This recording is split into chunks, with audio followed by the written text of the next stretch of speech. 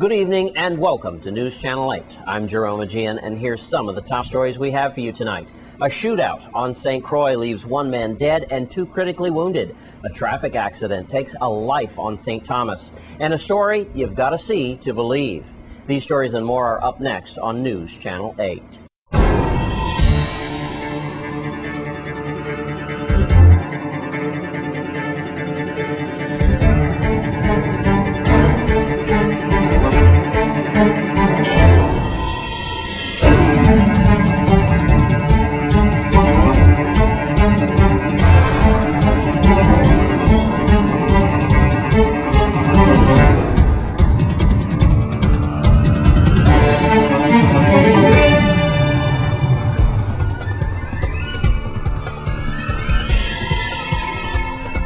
In our top story tonight, a 25-year-old was shot and killed over the weekend on St. Croix. The incident happened early Sunday morning on Hess Road. Here's News Channel 8's Wes Small with more. Thank you, Jerome. Sad news to report. We've had another homicide in our territory. This time it has claimed the life of 25-year-old Monbijou resident Almanzo Williams.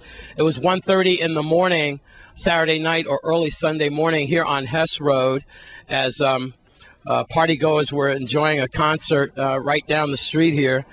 You know this area very well, Hess Road, here with the gas companies and so forth.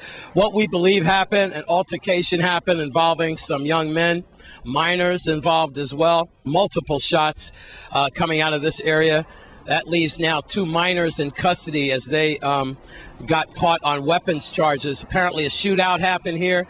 Also left two young men in critical condition. To piece this together, this tragedy, let's go to Melody Rames, VIPD spokesperson. Police on St. Croix were called to the scene of a shooting at about 1:30 a.m. Sunday, August 2nd, that left one person dead and two wounded.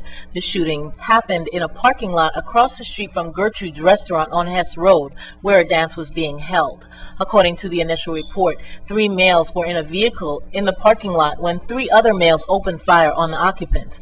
All 3 victims sustained gunshot wounds and 2 managed to flee the area. They were taken to the Juan F. Louis Hospital by private vehicle for treatment. The 3rd victim was transported to the hospital by ambulance and died later while receiving treatment. The deceased has been identified as 25-year-old Almanzo Williams of Estate Monbijou. The other gunshot victims were identified as a 26-year-old male from Barron Spot and a 19-year-old who lives in the JFK housing community.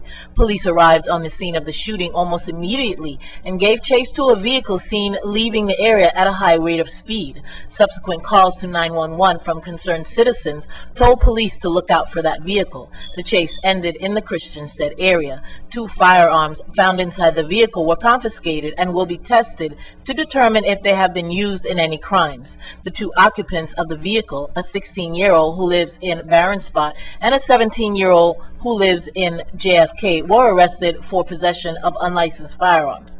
Police said both minors are presently on conditions of release from the courts for previous criminal charges, and authorities will investigate if those conditions have been violated. Thank you, Melody. Now, one of the things that people are going to be looking at in this case is the fact that the 16-year-old and the 17-year-old could have been out of custody on prior charges.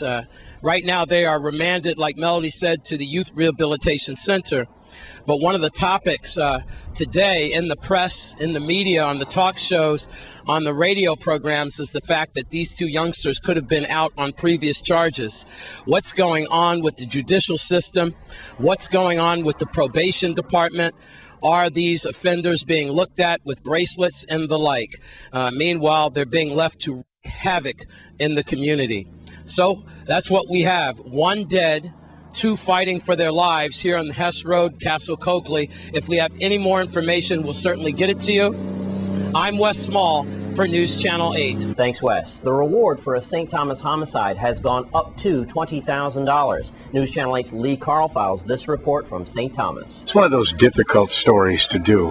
A lady with me, her husband is dead, and she's bound and determined to find out who killed him.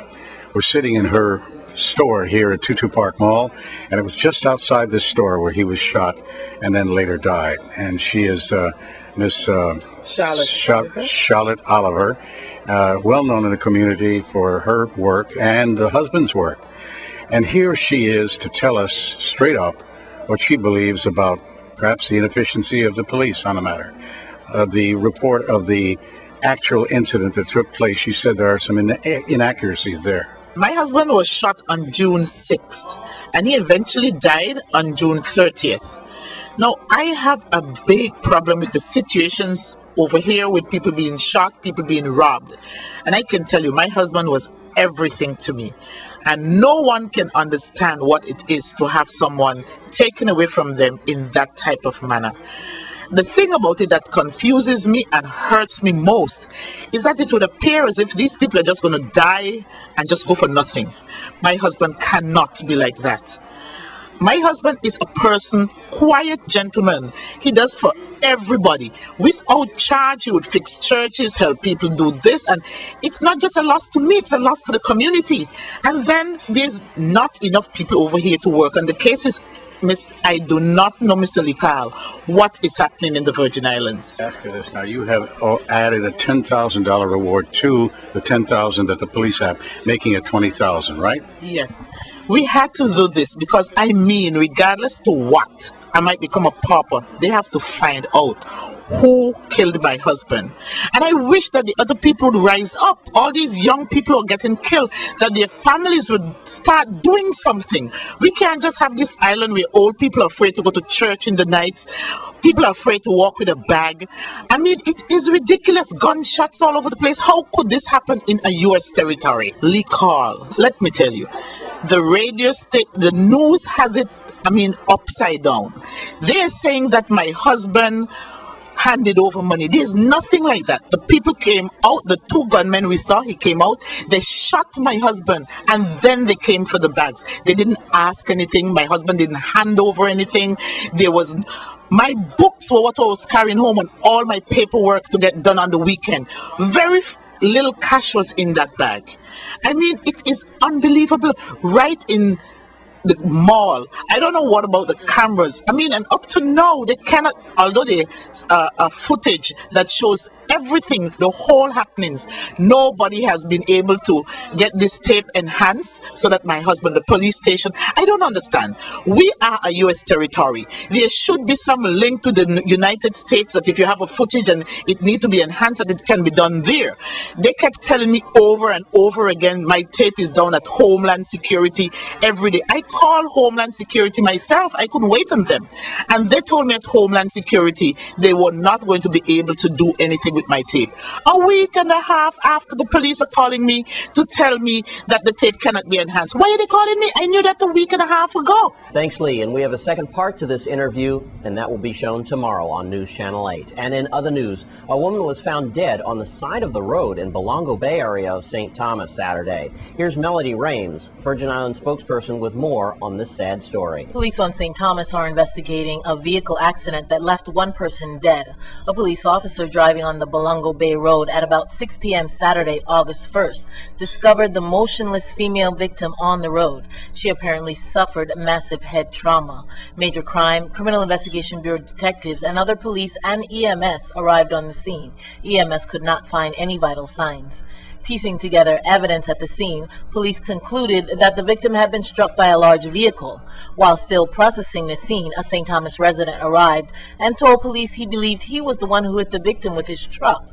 Although he was not aware of it at the time, police confiscated the vehicle and questioned the driver. The name of the victim has not yet been released by police. An autopsy has been scheduled.